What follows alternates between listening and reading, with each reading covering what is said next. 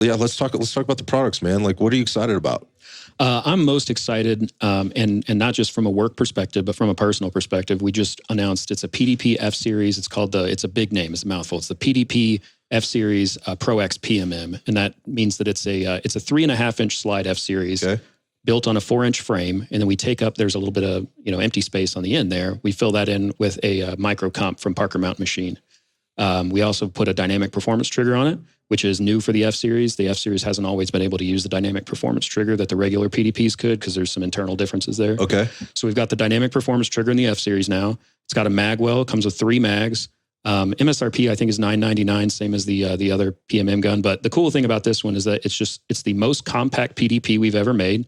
And it's the most shootable, in my opinion, because it's got the best trigger we've ever made. And it's got the Parker Mountain, and those guys, Parker Mountain, are great friends of ours. Nobody makes comps like Parker Mountain. They're honestly, and they're super people. And another company that's built from the ground up by shooters. Those guys, they do their own product development. They can do their own R&D because they're hard use guys themselves. So, got it. It's a very effective comp while still maintaining a lot of reliability, because there's usually a trade-off there. Yep.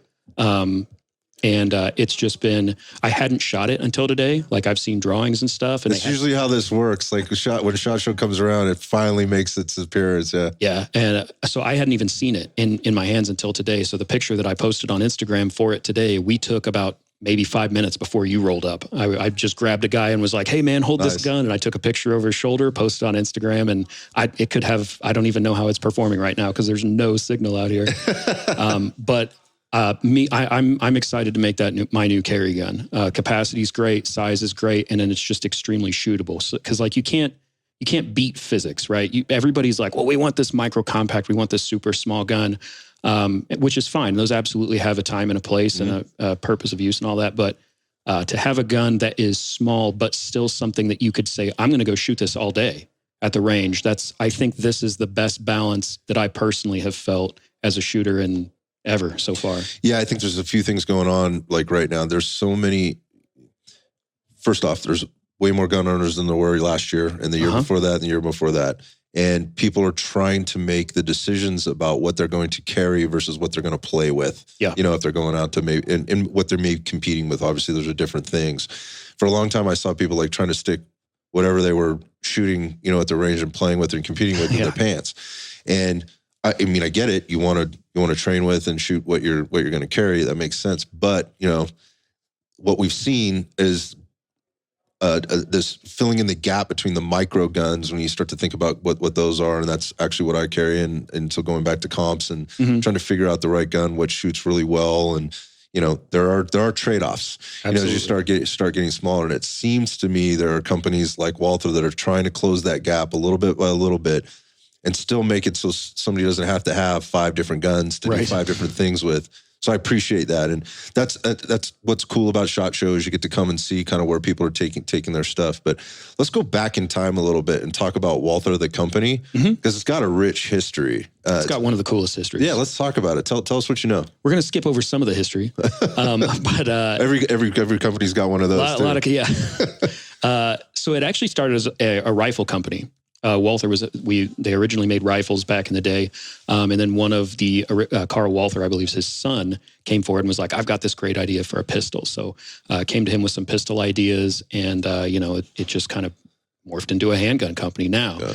You get into one of the cooler parts of Walther history, which was like the WA-2000, which was a rifle. Okay. It's one of my favorite things, like a pop culture thing. It was in a bunch of video games, but it was in response to the Munich terrorist attack that took place at the Olympics. Back in the day, there were no precision rifles that were capable of making these long distance shots that the German military and police were wanting to make. So they put out a contract. I know that's where like the HK PSG won. Okay. And then Walther was like, we're going to run with this. Let's try it. Yeah. Okay. So they made this, it was in 3 calibers. I know one was .308.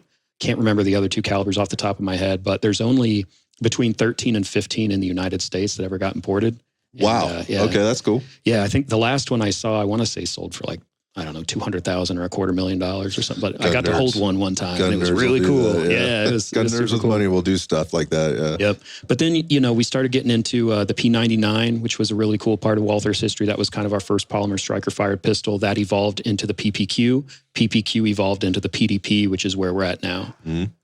Yeah, so I got a chance to look at it. You asked me if I wanted to shoot. I did not have time to do that down there today. I know I'm going to regret that. I'll have some FOMO about it.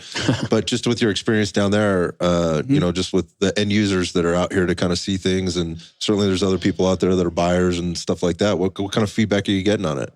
Everybody likes it. It's interesting. So we have the steel frames as well. That's something that, in my opinion, we do it better than anybody as far as metal framed guns that are adaptations of polymer frame versions of their own guns. Mm-hmm. It's interesting. So it's a soft shooting gun. Our steel frames are super soft shooting. ZRTS is a company that we work with from time to time. They make this thing called the long stroke guide rod system. So if you pair those things together, you really get this floaty, bubbly shooting kind of recoil experience. Okay. Some people prefer that. I think it's really cool.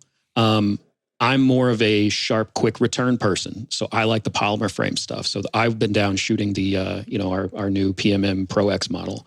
But it's interesting. People will either it's just preference thing. For sure. Some people will you'll have 5 guys in line be like the steel frame's best, 5 other guys will be like the comped one's best, and it's all just preference. So we're happy to be able to fill all those niches of recoil experience. It's fun. Yeah. Well, I think that's what people again.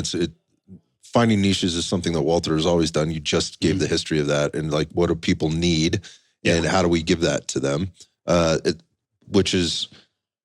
I was, again, I don't want to reference previous things, but I was recently having a conversation with people about, or with a company about other companies coming out with stuff that, they think is innovative, but nobody really asked for it. Sure. Right. So where does that innovation come from? I wonder what's driving it at Walther. Like, where is this coming from? Is it like there's these mad scientists in a laboratory somewhere that's doing this, or what's really driving it for Walther? Kind of. One of the cool things about Walther is that we're kind of deceptively small. Like, we're small enough to where we can make changes through things like Instagram comments. We did a thing last year called Tech Fest. It's TEQ, stands for Trigger Ergonomics and Quality. It's like one of our 3 tenets of product development and things. So we always want to have the best triggers, and we think we do. We always want to have some of the best ergonomics. We think we do. And we always want to have high quality. So as long as those 3 things are met, we can kind of start to branch out from there. I manage all of our social media, and I'm a shooter. I was a shooter before I worked at Walther, and I'll be a shooter, after I work at Walther, unless they keep me forever, which would be great. Job security. But we will like to do that. We'll go through Instagram comments. We'll go through Reddit, ARFCOM, all of those types of plays and be like, what is it that people are asking for? We also have our defense division. So we've got all of our instructors, including Scott, Nick Young, Tatiana Whitlock, Jim Dexter, Bill Blowers, Bill Rapier, guys who are out, all kind of providing the Walther experience to people in their own unique way. So Scott does classes. Nobody puts more PDPs in people's hands than Scott does. We get the law enforcement perspective. We get all of these really cool perspectives from people, and we just try to put that together in a blender and come out with something that everybody's going to be happy with.